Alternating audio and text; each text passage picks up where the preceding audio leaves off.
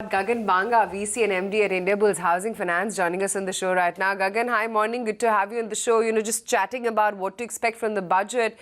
Pertaining to your sector, are you expecting some kind of stimulus package for the real estate sector, measures for HFCs?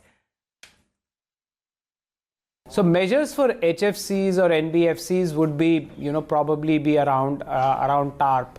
Now, there is a way in which you have to conduct your business, and one has always thought that we have to conduct our business in a manner where we are not expecting anyone to come and support us, be it regulatory intervention or government intervention, and yet the business has to continue to be stable. So that's the principle that we will continue to follow as an organization. But for the GDP to get kicked up again, as well as consumption to start growing again, be it via home consumption or whatever else, I think if there is greater liquidity in what is perceived to be the illiquid part of a non-bank finance company's balance sheet, which is the wholesale loan part, if that is somehow achieved, then that could really result in credit flow going back into consumption. Okay, but how is it that you're assessing the overall funding environment as of now? How are things looking on ground? Are the cost of funds still at elevated levels?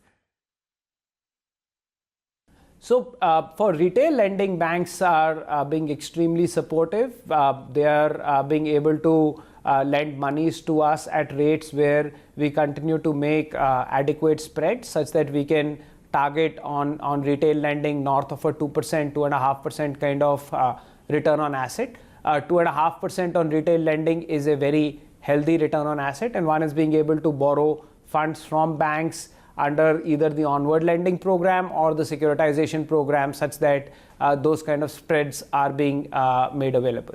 So this is not really a issue right now where cost of funds is what is coming in way of credit flow. It is the overall sentiment, the liquidity and the confidence at the consumer level, as well as the fact that non-bank finance companies are, not all non-bank finance companies are seeing a free flow of credit. That kind of a mismatch and the lack of confidence, therefore, in NBFC managements, which is causing this deadlock to continue. Can you talk us about the margin trajectory going forward? So we had articulated our revised business model, which is fully focused on the retail segment. Over the course of the next 2 years or so, our wholesale book, as per that model and as per all the traction that we've seen over the last few months, will become a very, very insignificant portion of the balance sheet. So if we continue to execute on that model as we have been, we hope to be getting a return on asset of between 2.5 to 3%. That generates a return on equity of well north of 20% at an appropriate leverage level.